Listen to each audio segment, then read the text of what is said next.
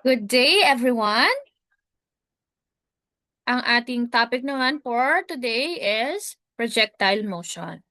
And si projectile motion ay under pa rin ni kinematics.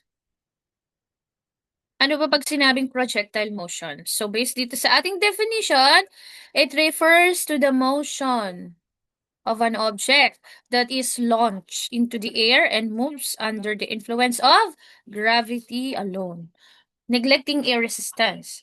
So the path followed by a projectile is called a parabolic trajectory. Okay. So again, para mas madali nating maunawaan, okay, si projectile motion is what happens when you throw or launch something into the air. And it moves only because of gravity. Kung baga, halimbawa, mayroon kang ibinato, after it leaves your hand, yung hand mo, yung launcher, and yung object na ibinato mo, gravity is the only force pulling it down. We ignore air resistance to make it simpler. And because of this, the object follows a curved path. We call it parabola. Okay? Lagay natin dito. Parabola. Okay? Si parabola ay like a smooth upside down U shape. Kung ang ganyan ang U, ay di upside down daw, ay di ganyan ang parabola. Okay? Simple explanation, again, when something is thrown, it moves forward because of the push you gave it. It moves downward because the gravity pulls it. So these two motions together create a curved path. At ito naman tinatawag na parabolic trajectory. Yun yung curved path that an object follows when it was thrown, launched, or projected there. Ito iyon, curve. Ito yan, ito yung curved path. Okay.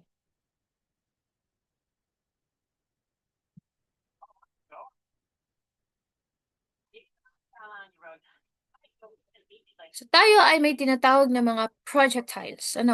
We have horizontal and vertical. And so tayo naman ay very familiar na sa horizontal and then sa vertical kasi yung mga kung napanood niyo yung mga previous discussions natin sa ating FPD at saka sa ating mga moments, na-discuss din itong mga horizontal and vertical. So, yun. Ito tinatawag nating, so dito sa ating curve na ito ang ating horizontal and then ito naman ang ating vertical. Pag sinabing horizontal projectile, so these projectiles are launched parallel to the ground from a certain height. A cannonball launched horizontally from the top of a cliff. So, para pasimple, pag sinabing horizontal projectile, eh di horizontal. Horizontal ang kanyang nasa x-axis, okay? So, ano mga key characteristics niya? No initial vertical velocity. Gravity causes downward acceleration. Motion follows a half parabolic trajectory.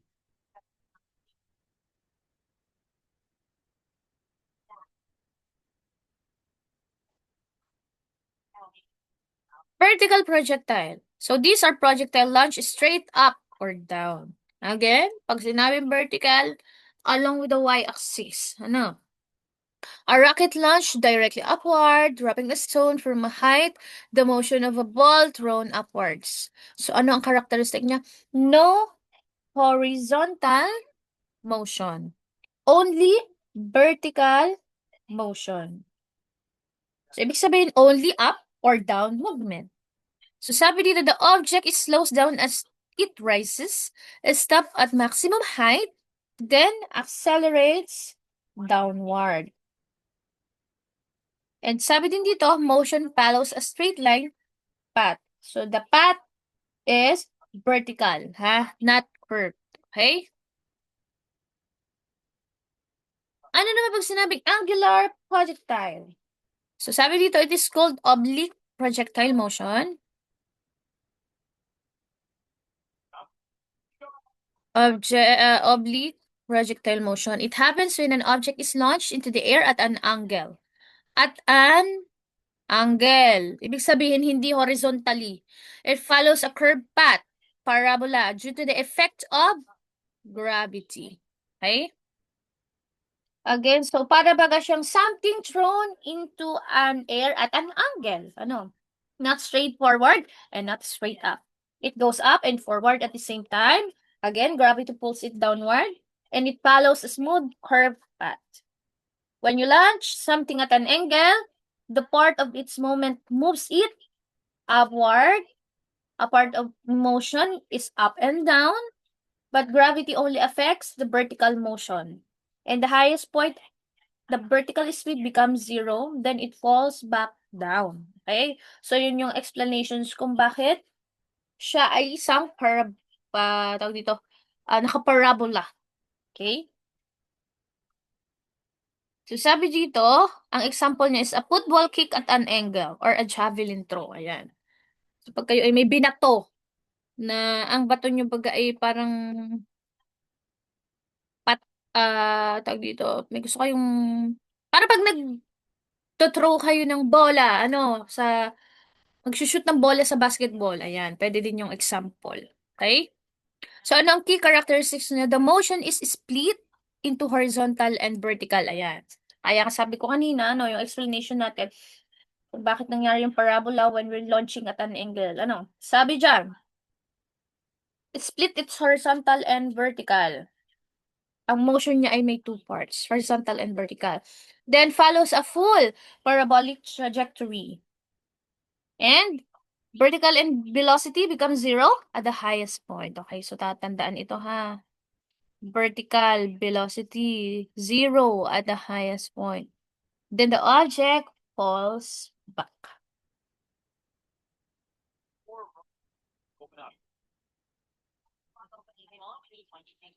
So, yan. Ano-ano ba ang step para ma-analyze natin ang isang projectile motion? Okay, nakalagay dyan, step 1, resolve or break the motion into horizontal and vertical components along x and y axis. So, these axes are perpendicular. So, kapag along with the x-axis, ang inyong gagamiting formula ay a cosine theta. At kapag y-axis, AY is A sine theta are used. So the magnitude of the components of displacement along this are axis are X and Y. And sabi din dito, the magnitudes of the components of the velocity are V sub X is equals to V cosine theta. Ang ating V dyan ay velocity ha. And ang ating V sub Y, or let's say velocity, respected to Y-axis is V sine theta. O, ayan, where B is the magnitude of the velocity and theta is its direction. So, ano ang madalian yung mapapansin para mabilisa? Okay? Kapag X, cosine. Kapag Y, sine. Okay? So, ganun yun. Okay, okay, so, kung ganito siya, zoom natin para kita nyo. Ayan. So, halimbawa, ito yung ating theta, ang ating angle. Itong Y natin, and then ito ang ating X. So, again, V BIY is equals to V. Edi ito. Pag ito ay kukunin ninyo, lagyan natin. Ito ay, ito pala oh. Ayan, ito na. V cosine theta. And ating VIY ay V sine theta. Okay. Ayan, nakalagay dito. Kapag yung time max, is equals to 2 initial velocity respected to y over the acceleration due to gravity. And kapag naman distance or displacement natin respected to x-axis is equals to square ng velocity sine twice the angle over the acceleration due to gravity. Okay? So, tandaan lang itong mga formula natin na ito.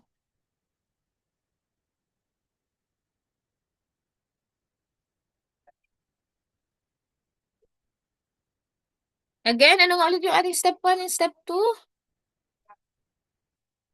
Break the motion in horizontal and vertical components. So, ang step 2 naman natin, i-treat mo yung motion as two independent one-dimensional motion, one horizontal and the other vertical.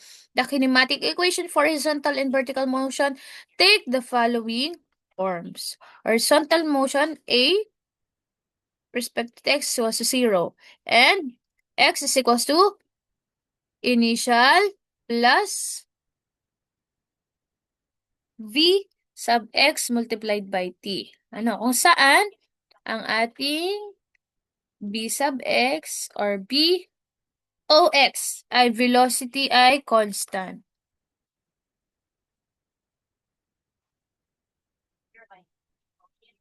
Vertical motion. Assuming positive is up. Okay? So, ang ating a sub y is equals to negative g or negative 9.8 meter per second square. Okay.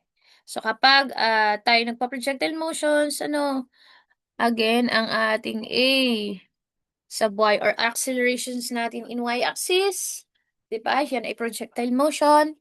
Ay di ang I mag-equal yun sa negative na acceleration force due to gravity kasi ang up natin ay positive. Eh, di ba pag acceleration due to gravity ay laging downward. Kaya naman negative 9.8 meter per square second. Then again, sa uluhin lang itong mga formulang ito. Okay. Y stands for the vertical position of the projectile at any time. Okay. Is equals to the initial vertical position, ito yon, of the projectile where it starts. Okay. At time 0. Ano ang kanyang initial vertical position plus 1/2 of the initial vertical velocity of the projectile at time 0 plus the vertical velocity of projectile at any time multiplied by the time elapsed since the projectile was launched. Okay. So, makukuha mo na ngayon ang iyong vertical position of the projectile at any time. How about this? Ito naman, ang hinahanap dito, is the vertical velocity of the projectile at any time. So, again ha, ito ay position. Ibig sabihin, ito ay parang displacement, or length, at length ng vertical position of the projectile at any time. Dito naman ay velocity. Vertical velocity of the projectile at any time is equals to the initial vertical velocity of the projectile at time 0 minus, okay, minus the acceleration due to gravity multiplied by the time elapsed since the projectile was launched. Okay, so dito again is ang hinahanap in vertical position of the projectile at any time is equals to the initial vertical position of the projectile where it starts plus the initial velocity of the projectile multiplied by the time elapsed since the projectile was launched minus 1/2 multiplied by the gravitational acceleration, okay, multiplied by square of the time elapsed since the projectile was launched. So, dito naman, hinahanap ay vertical velocity of the projectile at any time, square is equals to the initial vertical velocity of the projectile at time 0 is square minus twice of the acceleration due to gravity of the difference of the vertical position of the projectile at any time minus the initial vertical position at the projectile where it starts. Okay. So, tandaang maigi itong ating apat na additional na formula. And alamin, para hindi magkamali ng substitution. Okay, step 3. Solve for the unknown into separate motions, one horizontal and one vertical. Note that the only common variable between the motion is time. The problem-solving procedure here are the same as for one-dimensional kinematics.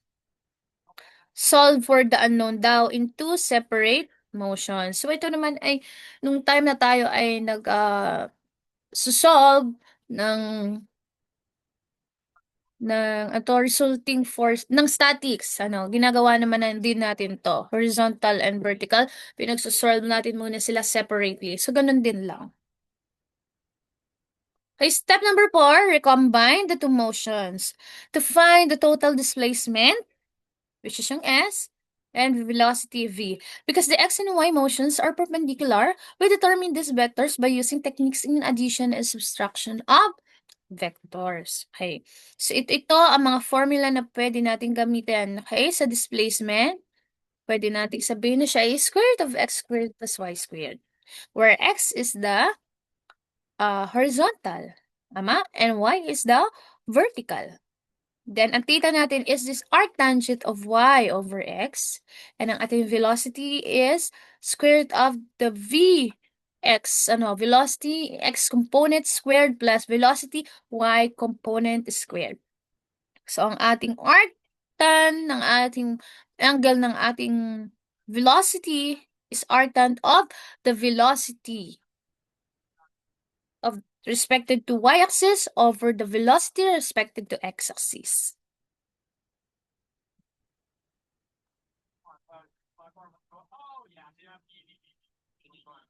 Okay. So, dito, isa-isahin daw natin. Inire-represent nito ang displacement vector. Okay. Ayan. Tabanggit ko naman kanina ang x ang horizontal, ang y ay vertical. At kung mapapansin nyo, yan po ay derived from Pythagorean theorem. Next, ito naman, ayan, angle of displacement. Again, x horizontal, y vertical. Direction, sinasolve natin itong angle kasi we need to find the direction of the displacement vector. Next, the magnitude of the velocity vector, where Vx is a horizontal component of velocity and Vy is a vertical component of the velocity. Again, it follows the Pythagorean theorem.